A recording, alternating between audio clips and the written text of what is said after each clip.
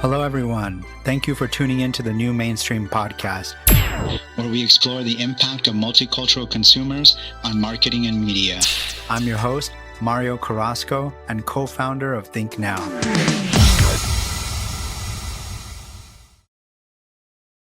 Hey, everyone. Mario Carrasco here for the New Mainstream Podcast. Super excited today.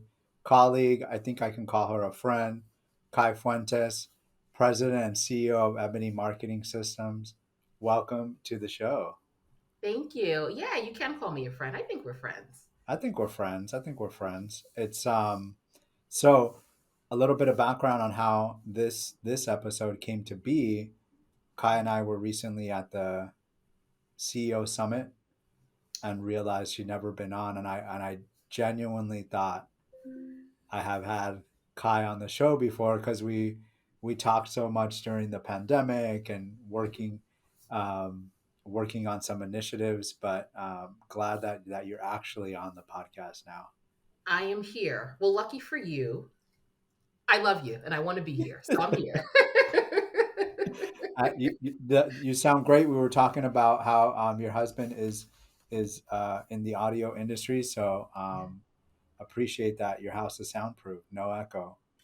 It's crazy. Like he's incredibly obsessed with sound. And then as a result, so am I. Like if I hear something, I'm like, oh my God. And so when we moved in, a lot of our walls are soundproofed for a whole bunch of reasons. So yeah, shout out to him for doing that because you can't hear any echo, right? I don't have headphones No, on. no, it's good, and I think that's a sign you got to start your own podcast. You're ready to go. We'll see about that. I mean, I think a podcast is a labor of love, isn't it though? Like you got It to get is. guests, you got to it's a mood.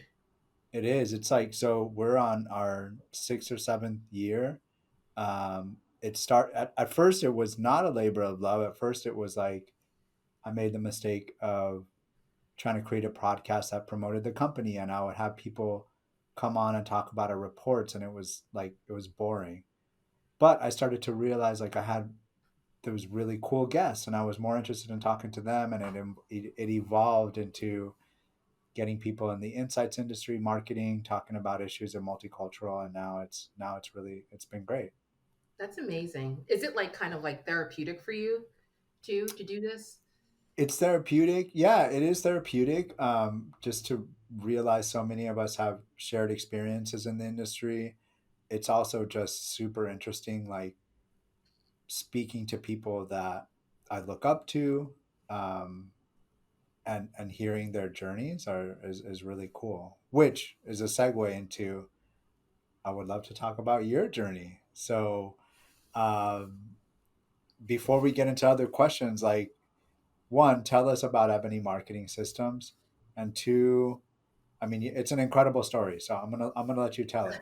Oh, thank you. Well, uh, Ebony Marketing Systems, were a multicultural, qualitative, quantitative research firm.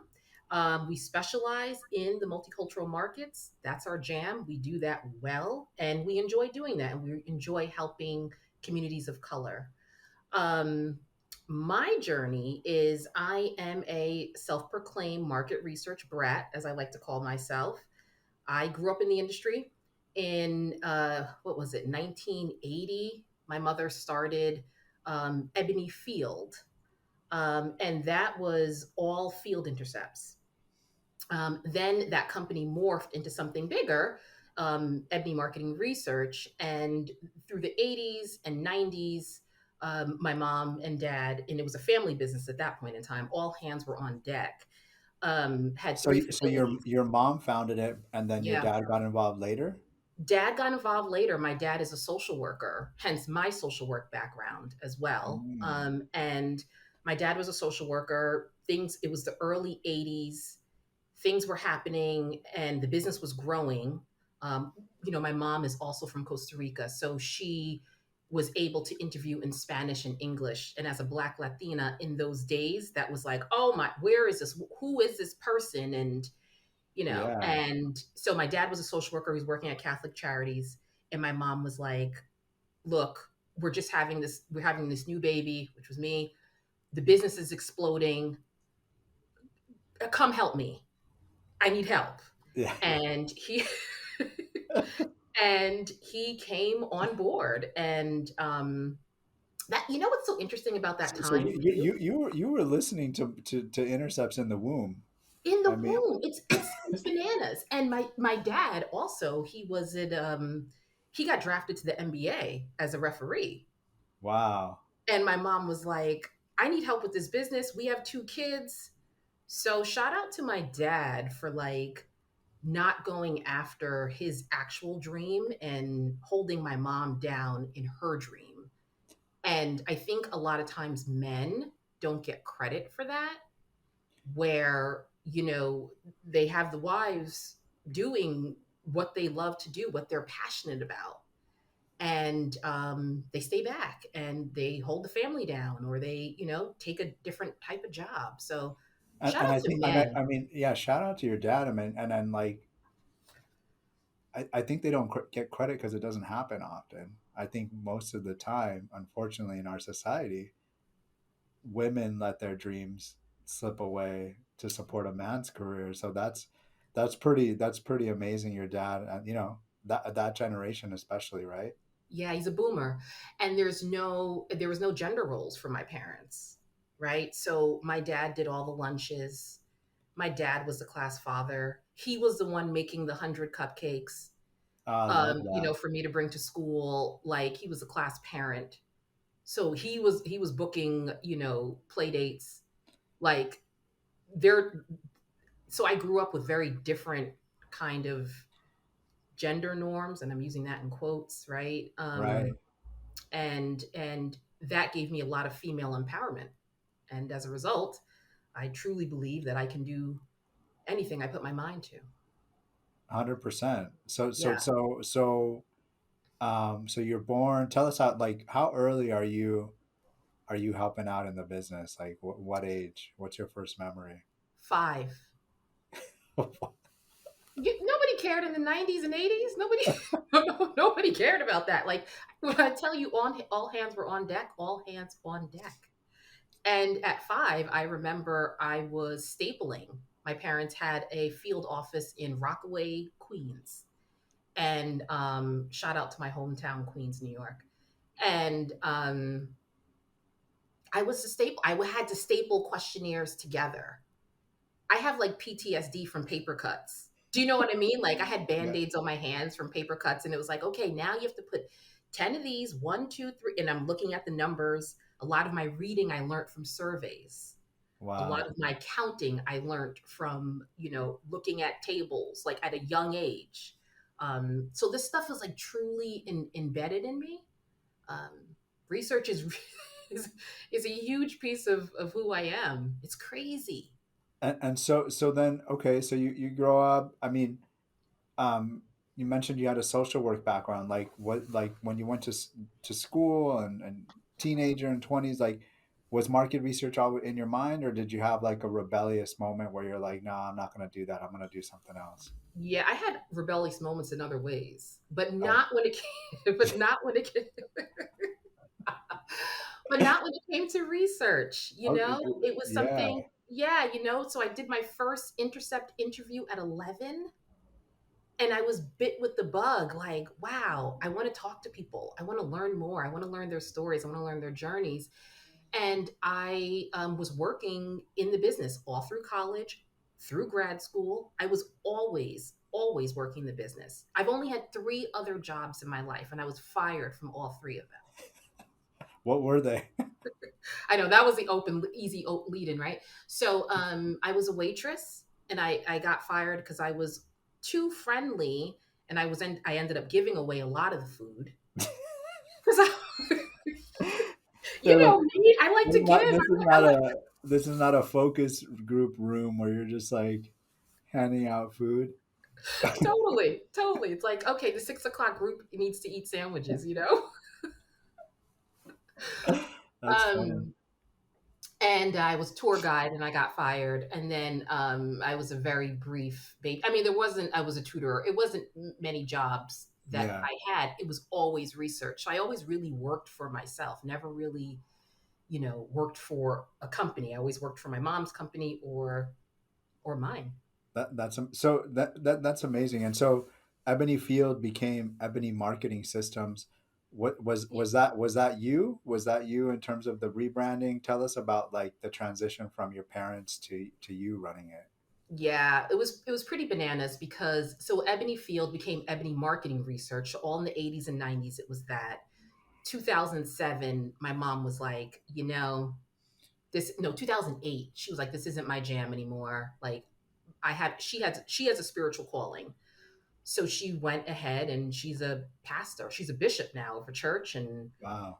and she has a nonprofit, and dad is helping her with that as well.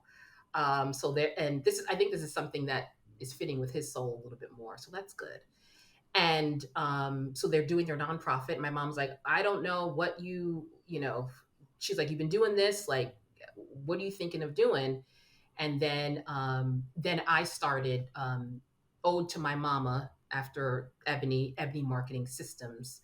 Um, so yeah, it was kind of like it wasn't much of a takeover. It was like, so you doing this, or you know what's happening, Kai? And I was like, So oh, okay. And I was super young, and oh my god, had no idea what I was doing as a business owner, but I had some idea. But then a lot of it was like embedded in my heart and spirit, and then yeah, I had to untangle a lot of things getting into that space. And yeah. I felt like for a long time I had to be my mom. And I realized that the only shoes I have to fill are my own. Hmm. And uh, me being honest and open with myself and who I am, who Kai is, I'll be the best owner in that way. And once I've owned who I am, it's been it's made my journey easier as a business owner. I think we talked about. I remember talking about that. Where same for me, right? Like um, when we first started Think Now, I felt like we had to present a certain way, and this idea of professionalism and not talking about our personal views. And once we shed that, we really just started to grow. I think people of color, I don't know. I'm going to speak from my journey. You let me know what yours was in that. But I think as people of color, that's more of a pressure for us to have to feel like we have to conform to a certain kind of corporate way and that we can't be ourselves and all those other things. I don't know. 100%. And so my journey is different. I was in the corporate world, and I worked in corporate for like a long time before founding Think Now, and that was just my norm. Like I didn't even know what code switching was. Like I didn't have a term for it, but that was my lived experience. And not only in corporate, like I grew up um, probably one of the most polar opposites to Queens, right? I grew up in Simi Valley, California, a very not diverse place. So I was code switching for a while. Mm. Sometimes, it's funny. I don't even know when we realize we're code switching. Do you know what Right. I mean? For me, it's so automatic. And I hear what you're saying, but like it's just it's automatic. And recently I've been trying to snap out of that and just be like, okay, just nah, girl, just like say what you're gonna say and say it how you're gonna say it. But and I'm like, wait, hold on, there's a time and place, and I'm all caught up in that. But it's like, let's just be free and liberated and just own our talk and own our stuff, you know? Yeah, and what's cool about that, right, is that one, we get to be authentically ourselves, but two, in the business that we're in, like the more authentic we are, the better data there is for clients, right? Because on the flip side, you talk about respondents, we don't want them code switching. We want them to tell us the truth in surveys and focus groups, right? Facts on facts on facts. Totally. Yeah, Yeah. absolutely. And that authenticity does present better results for everybody. Yeah. I mean, and so I'm gonna. I think this is a good transition talking about. I think there's. I don't think it's a lot of people, but I'm sure you've heard this before. I've been straight up asked this, like, why do you need a company focused on multicultural? Like, can't can't just any research company do it. I think we just talked about one reason why, right? What's your what would you respond to that? Why have a focus? Yeah. Well, first of all, why not is really the question. But Love that. um, why not? And also in 2020, well, in 2045, don't quote me on this, but I was reading the other day, 2045, the world is going to be full of more brown people than anything else. Yeah, Well, if companies want to stay ahead of the curve, if they want to stay ahead of their consumer, if they want to stay relevant, oh yeah, you need to hire us, yeah, because with that same piece of authenticity, because we're going to bring the authenticity to who we're researching and what we're doing. That's why it's also super important to have people, to have have like a matched moderator ethnicity wise with your respondents. This is why you don't have, a different ethnic moderator and respondents. It's not going to connect. You lose that authenticity. People are afraid to code switch in that way. So my thing is, why not? 100%, 100. I agree, and I think pushback I get on that, and I love that. It's like, well, a trained moderator, it doesn't matter. And Yeah. yeah, it sounds good theoretically, but the reality is our culture, it's steeped in ethnic race dynamics, class, right? It's not, there's so much going on there that it'd be great if we didn't have to, but that's not reality, right? It's no bueno, baby. You know what's funny too? Like even within the culture, like the Latino culture, right? So several months ago, I did some Latino groups, and as for me as a Black Latina, I almost had to prove my ethnicity to them, Yeah, and I even thought like maybe I shouldn't even do those groups, right? That can even happen within cultures as well. So it's very important to understand those nuances and stuff like that. I mean, obviously I've been doing Latino groups for a while, so I was able to deal with it. But this one particular group was just kind of not buying it. And I even thought like, hmm, you I know, know. It resonates with me, right? Like I was born here. I'm first gen. I'm bilingual, but I wouldn't moderate a Spanish dominant group. right. They're gonna be like, nah, bro. Like, Yeah. Yeah. you're, And this group was in English. It wasn't even in Spanish. I don't trust my Spanish enough to like I trust my Spanish like, we're in Costa Rica and I'm with the family and, we need to eat, sleep, go do fun things and I have conversations and we can get around and stuff like that. But I don't trust my Spanish enough to be, in a group, right? But right.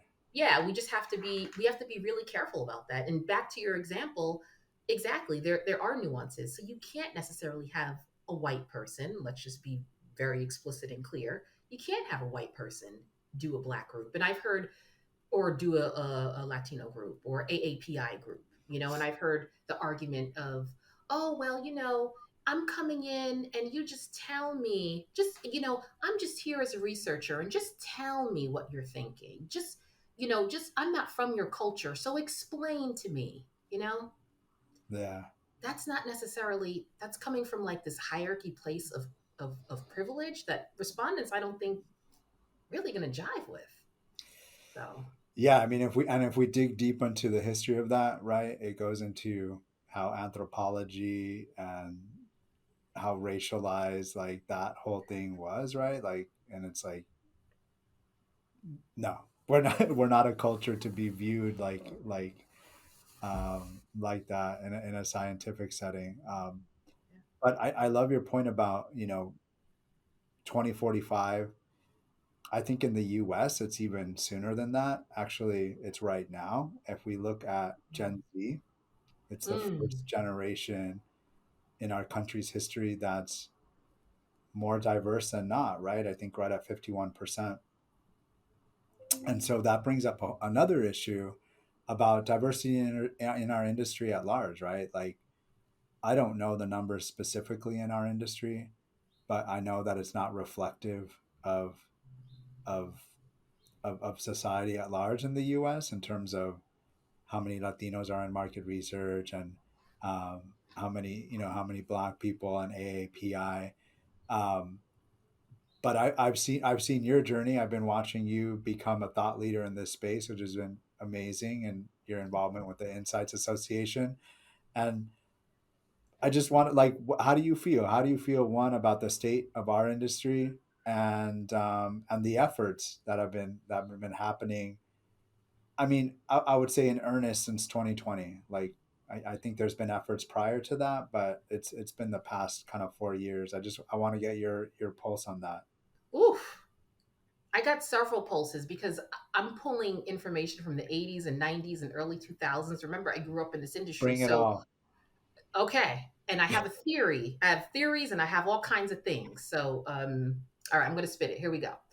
So, in the 80s and 90s, I had the privilege of going to different networking events with my parents. And it was always all, all super, super white. And that's just what it was. And I remember asking my mom one time, why is it like this? Why is this? Because, I lived in Queens. I was just used to diversity all over. Why is it like this? My mom was just like, it's just the way it is, Kai Kai. That's just how it is. Now, fast forwarding to 2020, um, we have made strides, but not enough. Not enough. I think that in 2020, there's a lot of buzz around DEI and initiatives and all that. And that kind of fell by the wayside a little bit.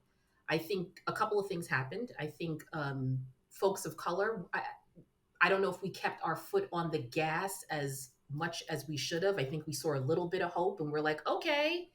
And then, so I think that's one theory that I have. I think that we have to keep our foot on the gas constantly and just we have to push that. We have to be in places, we need to be in seats, we need to be in places of decision making and power. So I feel like we've made some strides, but not enough. Not Yeah. enough. And I mean, a lot of companies, it's interesting because my other theory is there are companies that have people of color working there, but they're not front of the house. So I have this whole thing, front of the house, back of the house. These are just little Sure. things I play with in my head. That's your waitressing days. There we go. There you go. Yeah. But I was giving away free food. Yeah, totally. I love to give away free food. I do. Um, but the front of the house is the normally the younger, more presentable person that comes and they escort you to your table. Have you looked in the kitchen? Who's working back there? Mm. 9 times out of 10, it's people of color. Same rules apply to our industry. Who's in the front of the house of a lot of these conferences that you go to? They do have people of color working, but they're not bringing them to the front of the house. They're keeping them in the back of the house. I challenge companies to bring folks that are in the kitchen, that are keeping businesses running, bring them to the front of the house. And if they say, oh, they're not ready for that, or they don't present well, have you tried? Have you given them the space to do so? People only change when they're exposed to things. And exposure is everything. And if you No, keep them in the this back of is the the house, first time I'm hearing this theory, and wow, it's real. you keeping them in the back of the house making pasta and rice, they will never be able to seat people at the table. Yeah. So I challenge companies to do so because there are people of color that work. But yeah, we still have more time to go. And then my last theory is I think our industry has never had a lot of people of color working in the industry because what do we do in our industry? We ask questions. You and I both know it is a privilege for people of color to ask questions. This No. is the space that Normally, people were asking us questions. Where are you going? Where have you been? What you doing? Put your hands up. So yeah, yeah, No, yeah. that's Yeah. deep. That's So deep. it's a privilege. It's a privilege to ask questions. And we've never been granted that privilege. That's why folks like us can grant privileges to others to ask questions. I want to touch on all your 3 points. One, the foot on the gas thing is real. Um, and you know, I'm 100% guilty of letting that gas go. Like Me too. 2020, I was all in. I don't know if you know Whitney Dunlop Fowler, Yep, um, I do. Shout out to but her. yeah, I was, you know, really involved with Insights in Color. Um, but like it's tiring though. It's tiring putting the gas on like constantly, right? And then, you know, there's the whole, like, we're entrepreneurs, right? So not only are we trying to help this diversity issue in our industry, but we're trying to run companies too. So it was just like okay, I don't want you. Honestly, I got to a point 2021 where I was like, I don't want to. I'm not. I don't want to talk about that anymore. I You agree. know? I Yeah. do. I It's do. it's it's tough that the onus is on us. Should not be, but it is. And Yeah. yeah, and I think sometimes when our foot's on the gas, it's tiring because Yeah. it's bringing up a burden that we've already carried for so many years. And it's bringing up, when somebody said something mean to you as when you were 7 years old on the playground, because you're a person of color, you know, Yeah. it just brings up all of these things. So it's hard to have your foot on the gas. But I think that if we all take turns, where it's Yeah. like, Mario, you're like, all right, I'm tapped out. And I'm like, okay, great, brother. I got it. Yeah. And I'm like, all right, Mario, I'm tapped out. Pass the rock. Yeah. Maybe we can continue to have the foot on the gas. And that's the importance of working together and working in unity. And all of us being on the same page, because then we can share the burden and keep our foot on the gas, but kind of rotate it. So the second point you brought up about front of house, back of house, that's my favorite point that you've brought up, because I think a lot of the efforts in our industry, which is great, is about bringing new people in, bringing more diverse faces in. But you're so right that there there's a solution in front of us that I think is easier. Just give the back of the house people a chance, and for sure, a lot of people are not going to feel comfortable going to these spaces, but you got to give them the option. And if people are, to your point, if quote unquote may not present well, give them the resources to present well. It's not it's a learnable thing, you know. I was that person. I still am. I don't like going to conferences. You know that, but I mean, you gotta do what you gotta do, right? Like, You got to be out there in these streets. Yeah. yeah, yeah. So like that's a really powerful point, and I like that call to action. Like, give people doing the work, give them the opportunity, and honestly, like, it's not about charity. They will surprise you. People will step up and contribute to the company in ways that you can't imagine. Absolutely. And sometimes people just want a shot. Yeah, You know what I mean? And then they feel more invested in the company. My company took a shot to bring me to this. yeah, You know, like I just feel like it's really the right thing to do. And you see it in restaurants all the time, and that's kind of like how the analogy came up. Like the hostess or host is always a certain kind of type. yeah. And everybody else that's keeping the engine running, you never see. Yeah, no, and it makes me. I wanted to bring up a connection we had in Carlos Garcia. Mhm. Carlos Garcia. I mean, a real trailblazer in our industry, Yep. entrepreneur. He founded Garcia Research. He gave me a shot. He gave lots of incredible people shots. Carlos Yanez, my Yep. business partner, um, one of the best companies I've ever worked for. And these were all people that were historically looked over. I mean, these are people working in our industry, and you look at where they're at now, all of them doing amazing things. And that's like a great example of people that were relegated to the back of the house coming to the front of the house and really improving our industry. But I would love for you to share that story you shared with me about your interaction with Carlos. Oh yeah, I mean, Carlos is a legend in our industry. I did my first interview at 11, my first bid at 16. Yeah. So I mean, I can't make this stuff up. This is bananas. And now that I look back at it and I see how young my kids are, I was like, it's just crazy. Anyway, I did my first bid. He called in Garcia and Ebony. We did a lot of work together back in the days, a lot of work together. And I did my first bid, and the numbers didn't add up, like at all. The CPI was all messed up. The incentive was just a hot mess. And I sent it over and was like, okay, this is it. Did I fax it over?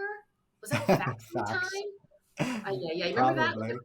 with the faxing, and then like the paper would curl. You'd Yeah. have to use two. My goodness, the good old days.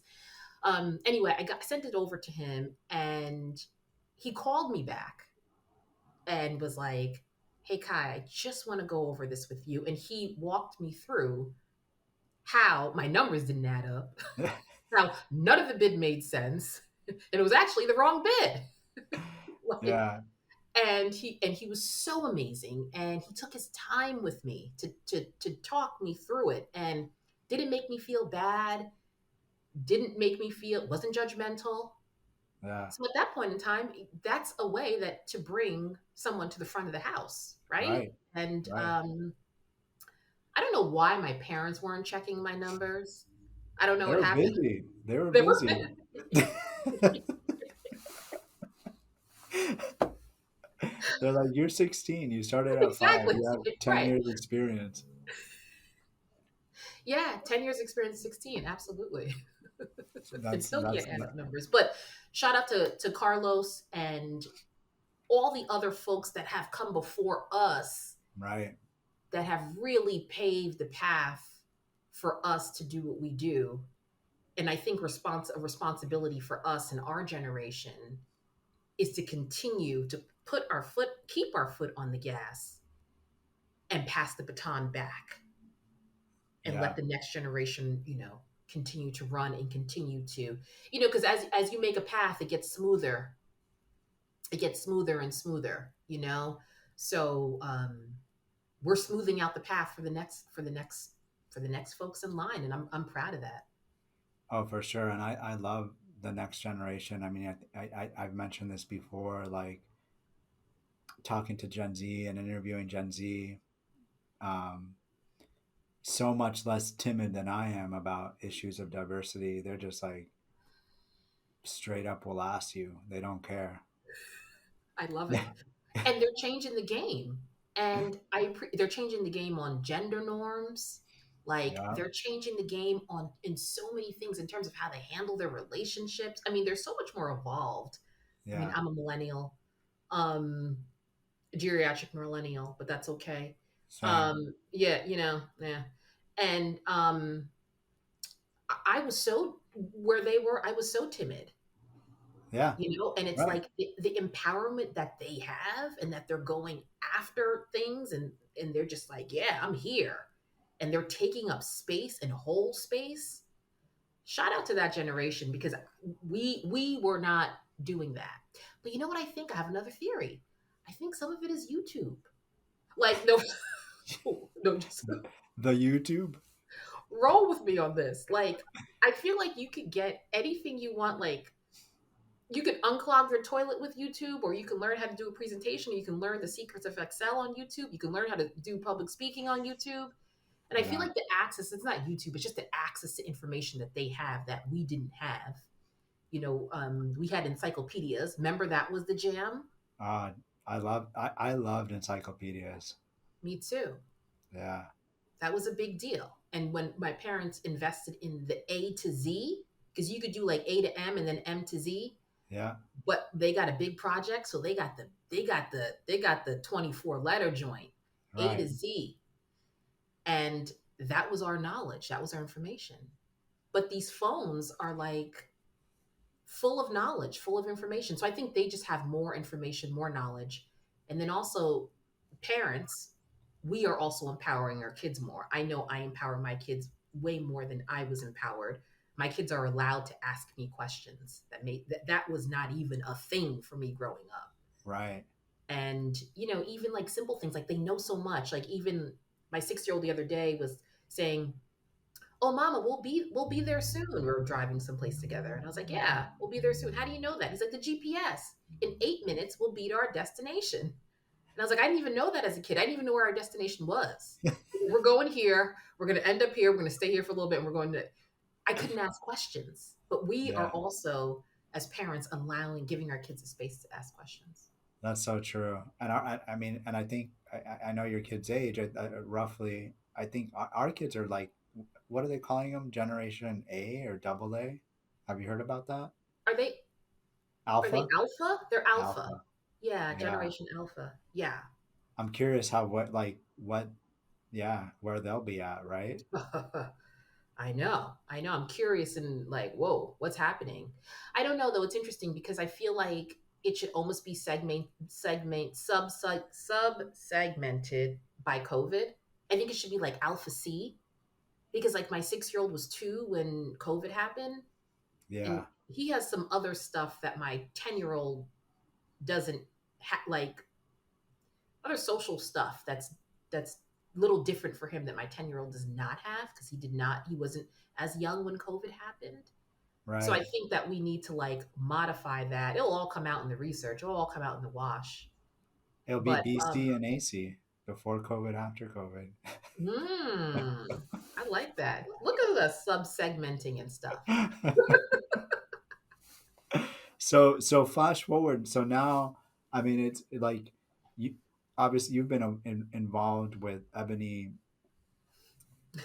almost since its inception. Um, but like, what's been the proudest project that like the project that you're most proud of working on? I would love to hear about that and why. Yeah, and in my career, yeah, I did my first group at 19.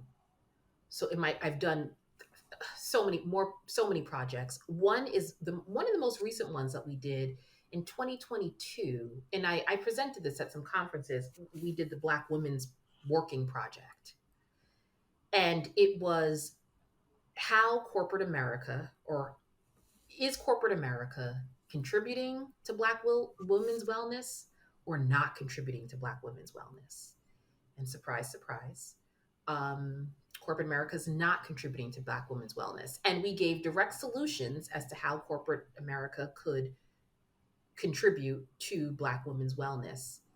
That project, it was a long project, but it was a project of a lifetime for me, talking to other Black women in such a deep, intimate way, and coming out with solutions, and potentially coming out with a policy handbook and all these cool things that are going to come out of it. The coolest part was everybody worked on this project was Black. Wow. And so we one day we took a Zoom together of all of us, like, and a Zoom, whatever, still shot. Screenshot, Yeah, screenshot. Yeah. And it was just so amazing to work with so many dynamic sisters, and we're making real change. And I'm at a point in my career where I've probably talked about every topic 50, 60 times over. yeah. And this one sung to my soul. So that's one. And then another one, recently we worked with persons living with HIV, in the trans community, um, talking about particular medication and stuff like that. And that really sung to my soul too, because we're doing direct impact work for these communities in Harlem. So those are the two that ring true. And the Guinness Project when I was 8, but we won't talk about that one. Yeah. Things are making more sense now. Yeah. But that's amazing. I think it's easy to forget in our work. Like we have the potential to make a real impact on society. I mean that, and so those two projects, that's amazing. Congrats for that. Thank you. Yeah, keep making change, little by little. Use what's in your hands. Yeah. So we're almost at our time, believe it or not. Want to end on a lighter note and talk about music. So what have you been? What's on Kai's Spotify or Apple playlist lately? Okay. Well, I am a nutty professor. I'm locked out of Spotify more than I would like, but when I don't ask. But I Erica Badu. I'm a huge fan of Badu. Seen her a gazillion times. She's always on my playlist. After the Grammys, Tracy Chapman came back on my playlist because Oh she was yes. always on my playlist. But now it's after the Grammys, seeing her perform again after so many years. She looked amazing too, by the way. Um, that sung to my soul. I've been rocking that lately. Also, Ezra guitar. No, Ezra Ezra Band. Yeah. My son's name is Ezra, and I was just going through Spotify and I was like, oh, this is nice. That's like if you're working on a proposal or you're reading stuff and you don't need lyrics. Okay. Just something easy. Also, what I've been rocking lately is No Doubt Tragic Kingdom album. Wow. Classic. Yeah.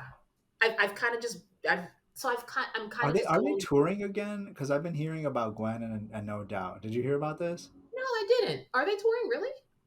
I I think so. I read an article about how Gwen finds it difficult to sing some of the old songs because she was predicting what stuff that happened to her in the future. Um, yeah. Interesting. Oh my gosh, I would love to see them. I was a huge No Doubt fan growing up, and this morning I was actually listening to Tragic Kingdom. So that's basically Bob Marley is just a staple in the house. He's just on repeat. Of course, always Stevie. He's just on repeat in the background all the time. Yeah. Um, oh, so many others, and there's other ones that I don't even know names. It's just they'll just throw a playlist on for me, and Yeah. I'll just rock out to that. And always Wu Tang. Wu I'm Tang. from I'm from New York, so I gotta rep the Wu. I love that. I love that. I haven't heard of Ezra. All the other ones, Erica Badu, Tracy Chapman, same. Like so cool.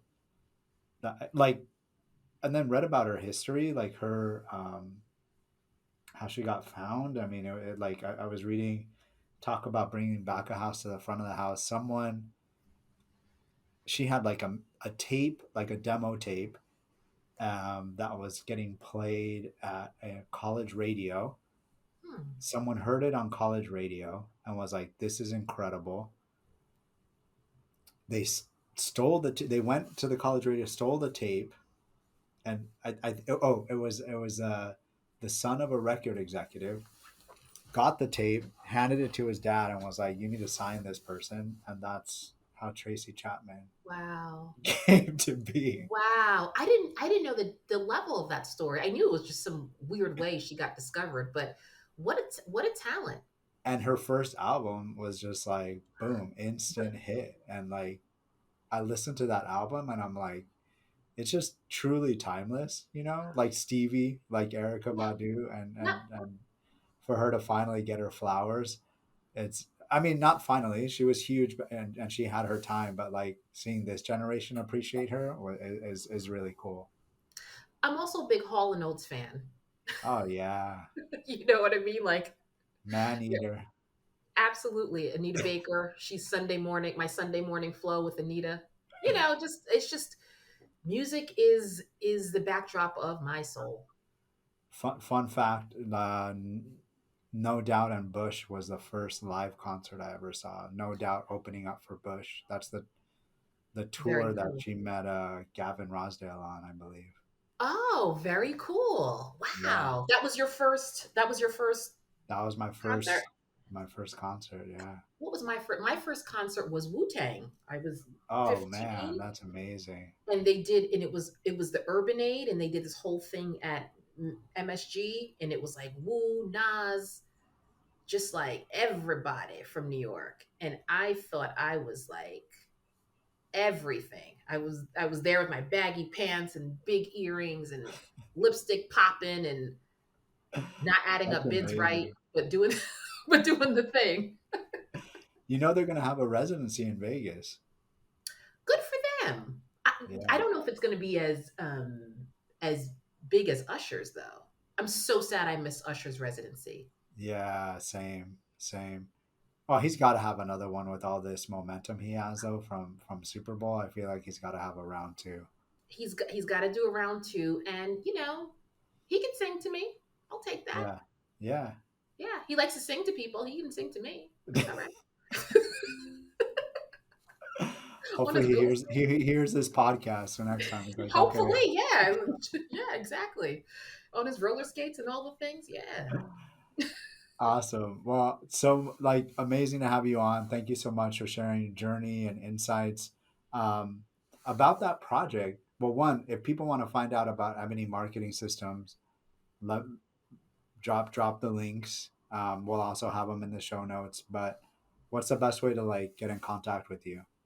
Oh yeah. So you can hit me up on LinkedIn, Kai Fuentes, Fuentes, and or you can go to Ebony's website, ebonysystems.com. We're redoing it, by the way. I mean, Oh, okay. as an owner, you're like, oh, good God, and you Yeah, can't even look at your own website anymore. Well, yeah. anyway, stay tuned for a much needed facelift. And And will that where is that research that you mentioned about Black women wellness? Is that on your site or is there another site for that? No, but we're working on toolkits with the Okay. nonprofit now. So, but that's a great idea. You know what? Thanks for that. We should probably add that presentation to the website, right? Because, Yeah, that's I mean, right?